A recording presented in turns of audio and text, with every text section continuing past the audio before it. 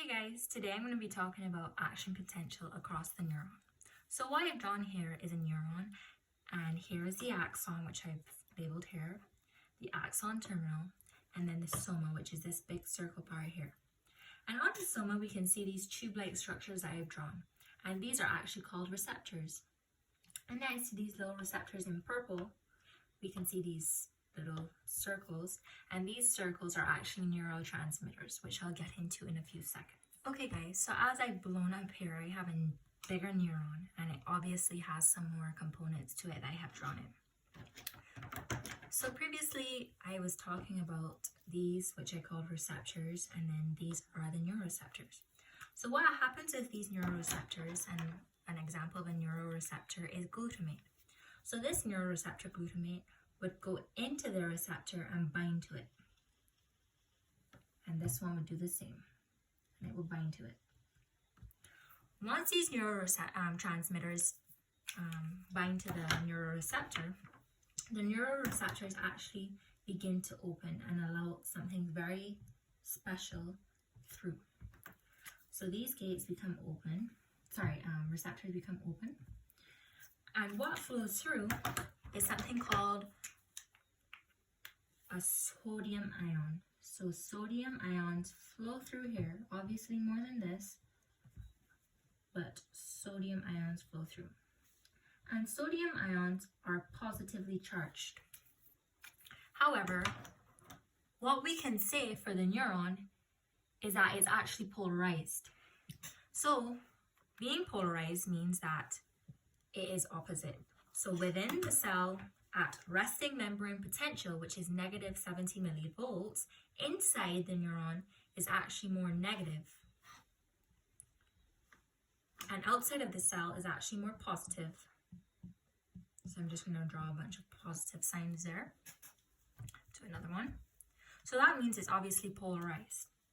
However, with these receptors open, we can see that more positive ions are actually flowing in.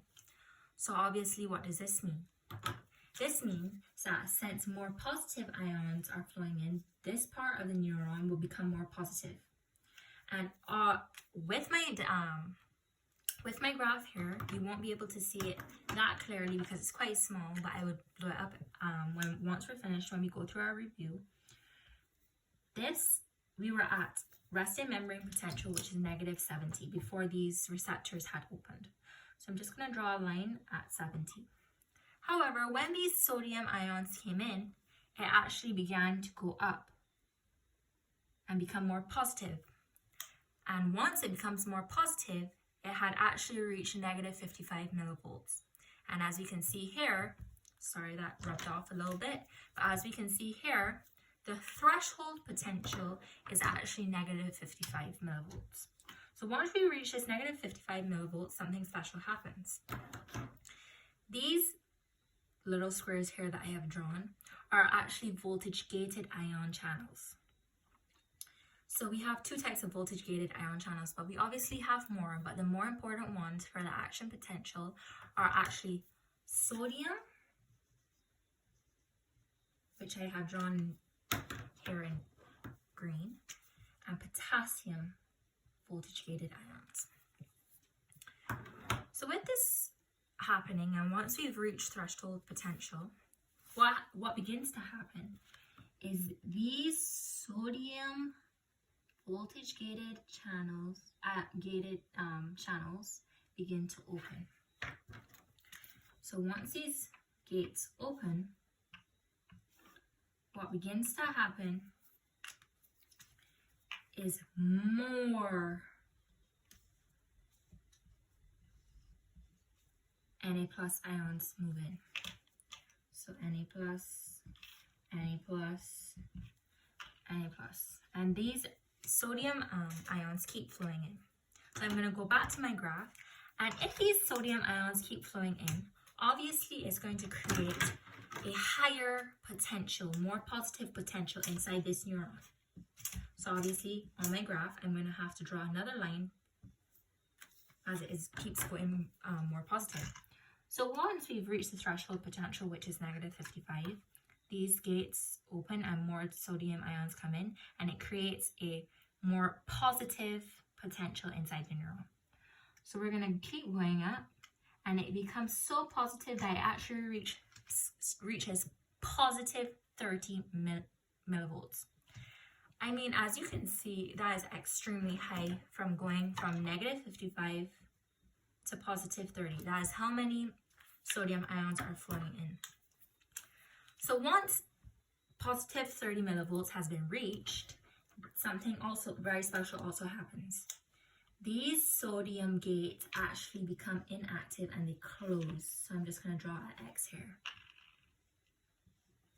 So once they close and positive 30 millivolts has been reached, the other gate opens.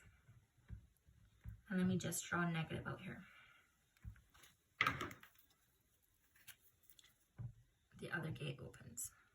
But before I move on to explaining how the other gate opens, this steep line here, which is the sodium ions coming in, has a name, and that's called depolarization. So I will put DP here,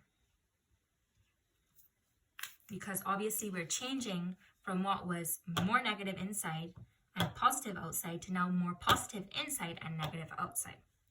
So once we've reached positive 30, as I said, the potassium gated channels will open. However, we already had potassium inside the cell already. But what happens to try and re-achieve resting membrane potential? We're obviously going to need more positive ions to leave the cell to create a negative potential inside the cell, again, to what it was before. So these flow out of the cell. And once these flow out of the cell, the cell returns to more negative. And I'll show you on the graph again.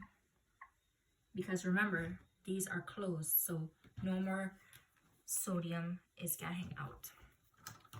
So once we have reached the positive 30, now these potassium ions are going out. It's actually going to drop, and it's going to drop back to negative 70. However, these gates are extremely slow when they close, so these ions keep flowing out, so it becomes extremely negative. It is so negative that it actually drops it below the resting membrane potential to negative 90 millivolts. So there are two names for this. When we drop from negative 30 to negative 70, that's called repolarization. However, when we drop below negative 70 to negative 90, that is called hyperpolarization. But obviously, we don't want our neuron to be hyperpolarized, so we're going to have to get it back to its resting membrane potential. And something very special is needed for that, which I will talk about in a second. So as we were talking about, we're now at the point of hyperpolarization, but obviously we want it to get back to its resting membrane potential, which is negative 70 millivolts. So for this to occur, since both ions are now closed, we also have a very important channel, which I'm not going to talk about in this video, but it's called the leaky potassium channel, which also helps it get back to its resting membrane potential. However, something very important I'm going to talk about, and I'm going to blow up here, is we see these little blue boxes that I have drawn within the membrane of the neuron. So what I'm going to do is I'm going to blow that up real big so that we can see what it actually looks like. And what this little blue square is called the sodium-potassium pump. And what the sodium-potassium pump looks like is this.